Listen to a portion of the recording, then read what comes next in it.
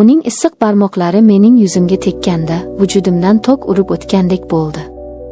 Men qochishim, uni darhol itarib yuborishim kerak edi. Axir u erimning ukasi, mening o'z qaynog'am edi. Lekin men qotib qoldim. 5 yillik sovuq, yolg'iz va o'lik hayotimdan so'ng bu teginish menga havo kabi zarur edi. Men ko'zlarimni yumib o'z ixtiyorim bilan gunoh jarligiga qadam qo'ydim. Assalomu alaykum dardli azizlarim. Hikoyachi Momo kanaliga yana bir bor xush kelibsiz. Bugun men sizga ehtiros deb atalgan zahar, yolg'on muhabbat va ayol kishining eng og'ir iqrori haqida so'zlab beraman. Videoni oxirigacha tomosha qiling. Bu oddiy hikoya emas. Bu olif bilan o'ynashgan qalbning nolasi. Marhamat, qulayroq joylashib oling, biz boshladik. Inson suv va havosiz yashay olmaydi deyshadi. Men esa 5 yil davomida havosiz yashadim. Erim Murod bilan turmush qurganimda hayotimni chiroyli ertakka aylanadi deb o'ylagandim. Bizning uyimiz juda katta dabdabali edi. Lekin bu uyning ichi qabristondek sovuq va jimjit edi. Murod juda jiddiy, faqat ishini o'ylaydigan odam edi. U uyga doim kech qaytardi. Charchagan, asabiy va sovuqqon. Men u uchun xuddi qimmatbaho, lekin jonsiz buyumga o'xshardim. Uy doim toza bo'lishi, ovqat tayyor turishi kerak edi. Lekin mening qalbim nima istayotgani, nimalarni orzu qilayotgani uni umuman qiziqtirmasdi. U ko'zlarimga hech qachon mehr bilan qaramasdi.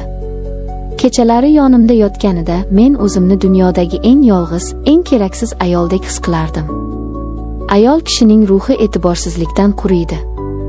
Mening ruhim ham butunlay qurib cho'lga aylangan edi. Shunday kunlarning birida Murod uzoq muddatli xizmat safariga ketadigan bo'ldi. Uylarni ta'mirlash ishlari boshlangani uchun vaqtincha qaynog'am Jamshid biznikiga ko'chib keldi. Jamshid akasiga umuman o'xshamasdi. U yosh, kelishgan, ko'zlarida doim qandaydir yovvoyi uchqun chaqnab turadigan yigit edi. Avvallari biz deyarli gaplashmasdik. U doim menga uzoqdan qandaydir sirli nigoh bilan qarab qo'yardi. Lekin u bizning uyda yashay boshlagach, hammasi o'zgardi. Uyda faqat ikkimiz edik. U har doim mening yonimda aylanib yurardi. Men oshxonada ish qilsam, u kelib suhbatlashardi. U menga qanday chiroyli ekanligimni, ovqatim qanchalar shirinligini aytardi. Murod 5 yilda aytmagan so'zlarni Jamshid bir necha kunda aytib tashladi. Mening qotib qolgan yuragimda qandaydir g'alati, iliq his uyg'ona boshladi. Bir kuni kechqurun yomg'ir juda qattiq yog'di. Uyda chiroqlar o'chib qoldi. Men sham yoqib deraza yonida yomg'irni kuzatib o'tirardim.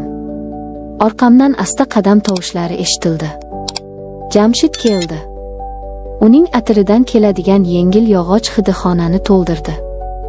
U mening orqamda to'xtadi. Oramizda deyarli masofa yo'q edi. Uning issiq nafasi yelkamga urilardi. Vujudimni qandaydir shirin titroq bosdi. Men o'rnimdan turib ketishim kerak edi. Lekin oyoqlarim o'zimga bo'ysunmadi. "Madina", dedi u juda past va bo'g'iq ovozda. "Nega doim shunday g'amginsan? Sening ko'zlaringda faqat qora qayg'u bor." Men nima deyishni bilmasdim. Tomog'imga narsa tiqildi. U menga bir qadam yaqinlashdi. "Senga bir sirni aytaymi?" deb pichirladi u. Aslida buni hech qachon aytmasligim kerak edi. Lekin men ortiq chiday olmayman. Uning so'zlari miyamni aylantirardi. U mening yelkamdan ushlab o'ziga qaratdi. "Men seni birinchi marta to'y kuni oq ko'ylakda ko'rganimdayoq sevib qolganman. Mening yuragim o'sha kuni o'lgan. Akam senga noloyiq. U sening qadringni bilmaydi. Men esa sen uchun jonimni berishga tayyorman. Mening butun dunyom ostin-ustun bo'lib ketdi. Yuragim shu qadar qattiq urardiki, nafas olishga qiynalardim. Bu shunchaki havoyi ehtiros emas, yillar davomida saqlangan sirli tuyg'ular edi." Men unga qarab qotib qoldim. Uning ko'zlarida shunday yirtqich mehr bor ediki. U qo'llarini mening yuzimga olib keldi. Uning issiq, qattiq kaftlari mening muzdek yuzimni kuydirayotgandek edi. Bizning nigohlarimiz bir-biriga qadaldi. Oramizdagi barcha taqiqlar, barcha chegaralar shu lahzada o'chib ketdi. U asta egilib, lablari bilan labimni topdi.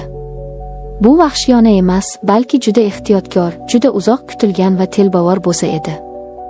Mening miyamdagi barcha o'ylar tarqab ketdi. Men shunchaki uning issiq bag'riga singib ketdim. O'sha tunda biz gunoh daryosiga butunlay g'arq bo'ldik. Bu faqatgina hayvoniy nafs emasdi. Bu ikki yolg'iz qalbning, tushunilmagan ruhlarning aqldan ozdiruvchi faryodi edi. Men o'sha kecha o'zimni haqiqiy ayoldek his qildim. Tirik, kerakli, jozibali va eng asosiysi sevimli ayoldek.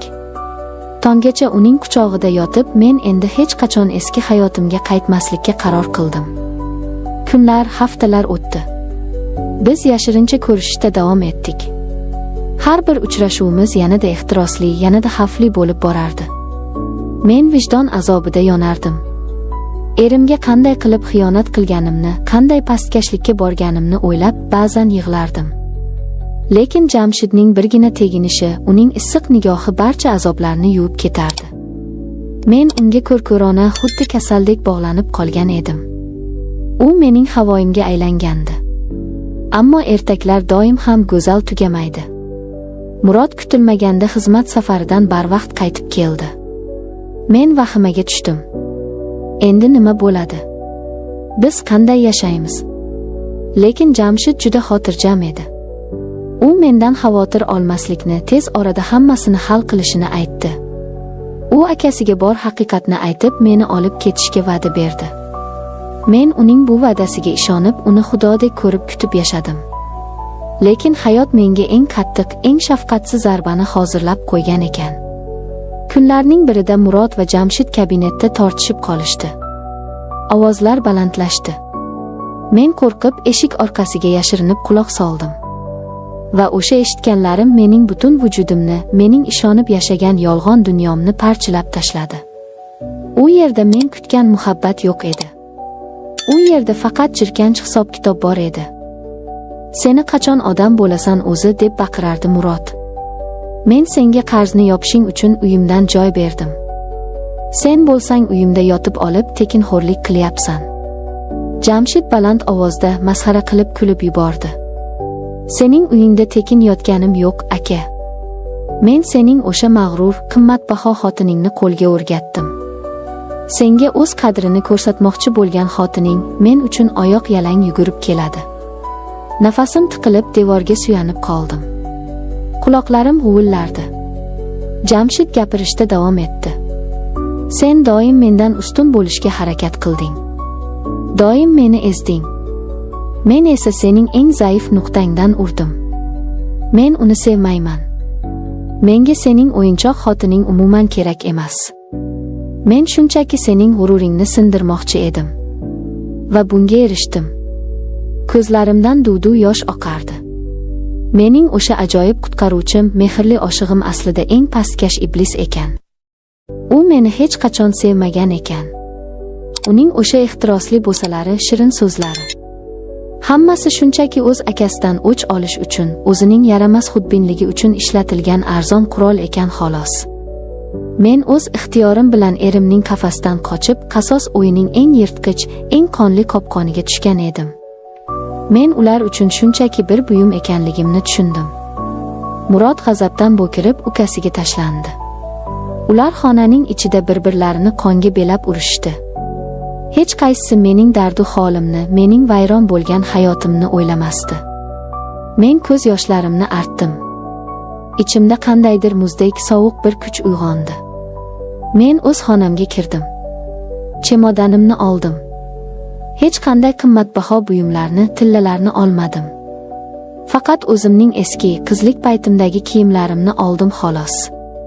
Uy qonga, baqir-chaqirga to'lgan edi. Men indamay uydan chiqdim. Yo'lakda Murod meni ko'rdi. U yuzi qon holatda menga tikilib qoldi. Qayerga ketyapsan, iflos, deb baqirdi u. Men unga sovuqqonlik bilan tik qarab javob berdim. Men bu fohishaxonadan ketyapman. Ikkalang ham bir ko'rsan. Sen meni mebeldek ko'rding, ukang esa qasos quroli qildi. Sizlar erkak emassizlar. Men o'zimni sizlarning qo'lingizda o'ldirishga yo'l qo'ymayman. Murod ham, Jamshid ham qotib qolishdi. Ular mening yig'lab oyoqlariga yiqilishimni kutishgandi. Lekin men yig'lamadim. Orqamga o'girildim va eshikni qattiq yopib, tun qa'riga chiqib ketdim. Havo ancha sovuq edi.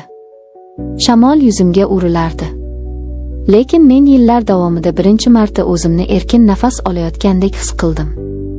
Ha, men ko'chada pulsiz, suyangichsiz qolgan edim. Lekin men zaharli qafasdan, soxta muhabbatdan batamom qutulgan edim. Men shaharning chekkasida ijaraga xona topdim.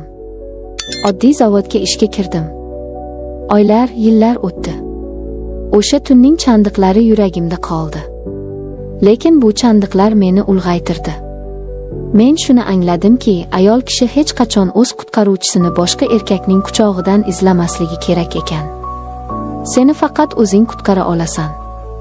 Mehrga, e'tiborga chanqoqlik bizni eng qorong'i, eng iflosjarliklarga olib borarkan. Ehtiros bu yolg'on sarob. Haqiqiy baxt esa sirlar va xiyonat ustiga aslo qurilmaydi. Sizchi, muhtarama opa-singillarim?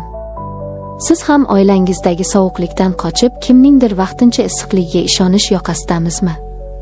Ogoh bo'ling. Atrofdagi chiroyli so'zlar orqasida ko'pincha eng qora maqsadlar yashiringan bo'ladi. O'z qadringizni birovning o'yinchog'i bo'lishga almashtirmang. Yolg'izlik soxta ehtiroslardan 1000 marta sharafliroqdir. Agar bugungi ochiq iqrorim sizning yuragingizni bir lahza bo'lsa ham titratgan bo'lsa, videoga like bosing va kanalimizga obuna bo'ling. O'z fikringizni, o'z tajribangizni izohlarda yozib qoldiring. Bu Hikoyachi Momo kanali edi. Hech qachon o'zingizga bo'lgan hurmatni yo'qotmang. O'zingizni asrang. Ko'rishguncha.